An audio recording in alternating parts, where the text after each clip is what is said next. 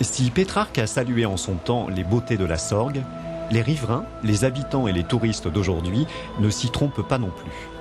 Malgré les nuisances d'une période industrielle, la Sorgue est bel et bien redevenue un objectif de promenade. Avec patience et acharnement, ceux qui vivent la Sorgue ont su rendre la rivière à la nature et à son environnement. La Sorgue ne cesse donc d'être une source d'inspiration.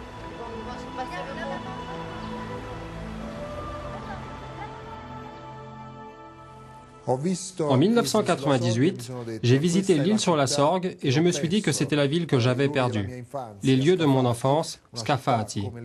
Ville qui, comme l'île sur la Sorgue, est traversée à plusieurs endroits par une rivière, mais qui, à cause d'un destin négatif et à la pollution catastrophique du fleuve Sarno, a perdu sa beauté d'antan et la possibilité de voir naître autour du fleuve des commerces, des activités et beaucoup de vie. Ensuite, j'ai rencontré Michel Fuyet, le maire de l'île, et de là est née une très belle amitié. Avec lui, nous avons impliqué nos amis espagnols de la rivière Ripoll et nous avons présenté un projet de coopération internationale Interreg qui a été approuvé par la Commission européenne.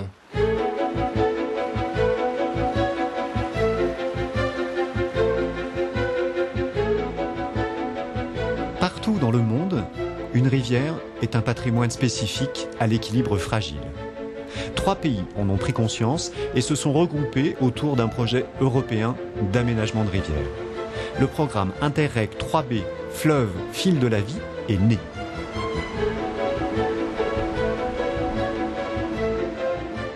Le but de ce programme Fleuve Fil de la Vie est très simple. Il est de faire aboutir des rivières qui sont ou qui ont eu un passé industriel en rivières qui sont des rivières touristiques et je dirais des rivières protégées où la nature a repris ses droits. La Sorgue dans cette affaire-là sert de modèle et je dirais a donné l'idée à nos amis italiens de lancer ce programme européen pour essayer de restituer leur rivière dans le même état qu'est la Sorgue aujourd'hui, ce qui me semble particulièrement important.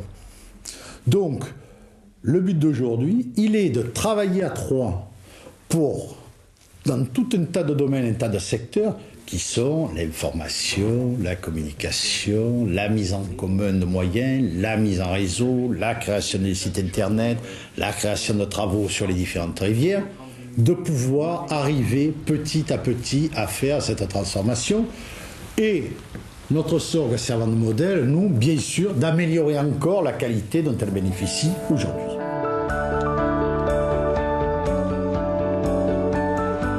En France, dans le département du Vaucluse, les énergies se mobilisent autour de la Sorgue, dans des actions concrètes d'information et de sensibilisation à cet écosystème si particulier. Interreg, c'est c'est difficile à dire, mais c'est un mot peut-être un petit peu barbare. Interreg 3B, Fleuve Fil de la Vie. Quand on essaie d'expliquer aux habitants un petit peu les procédures de ce projet, c'est vrai que ça paraît un petit peu barbare. Après, les actions concrètement mises en place sur le terrain, c'est différent. C'est-à-dire que là, on rentre vraiment dans des actions qui touchent la population, notamment au niveau des scolaires, grâce à nos interventions scolaires. Je pense que c'est important d'informer nos enfants un petit peu sur ce qui se passe, sur ce qu'est le cours d'eau, sur qu'est-ce qu'est la vie d'une rivière, de façon à ce qu'on apprenne à le respecter et que ça fasse partie de notre comportement.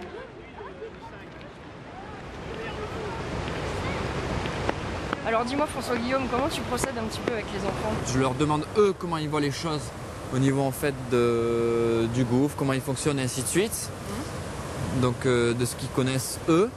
Après, en fait, on vient sur le terrain et là, je fais en sorte de montrer en fait différentes choses où les enfants peuvent se questionner. Le niveau de l'eau? Ouais, il y a le niveau de l'eau. Mais là, c'est quoi ça? Elle est transparente l'eau. C'est ce qui est en dessous qui donne l'impression. Bah oui. Ah. Ou alors c'est quand c'est pour vous. En fait, il y a plein de couleurs, c'est transparent. Une fois en fait que les enfants se seront interrogés, on retournera en classe, on mettra en fait sur papier leurs questionnements. Et le but, ça va être en fait que les enfants répondent eux-mêmes à leurs questionnements. C'est évaporé et puis toute l'eau est dans le gouffre.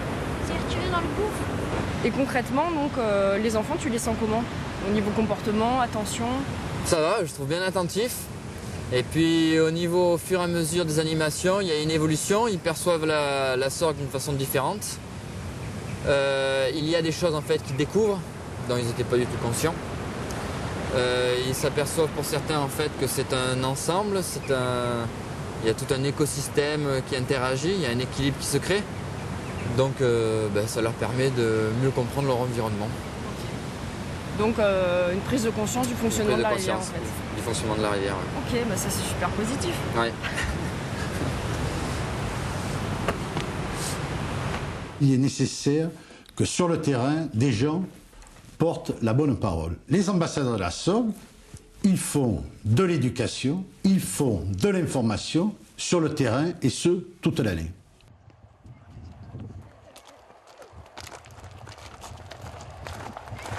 Donc venez là autour de moi. Tout à l'heure on a parlé du pH, tout ça. Là on va mesurer la dureté de l'eau. Donc pour ça je vais vous redonner des bandes. Voilà.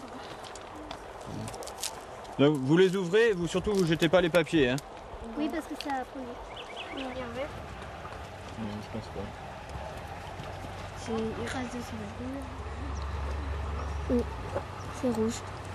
Comme moi. Allez, une fois que vous avez laissé tremper, vous les ressortez, vous venez, on va regarder ensemble. Voilà. Ça, c'est pour calculer la dureté du sol. La dureté, c'est pour savoir s'il y a beaucoup de calcaire ou pas dans l'eau. Est-ce que vous savez ce que c'est le calcaire? Oui. C'est quoi?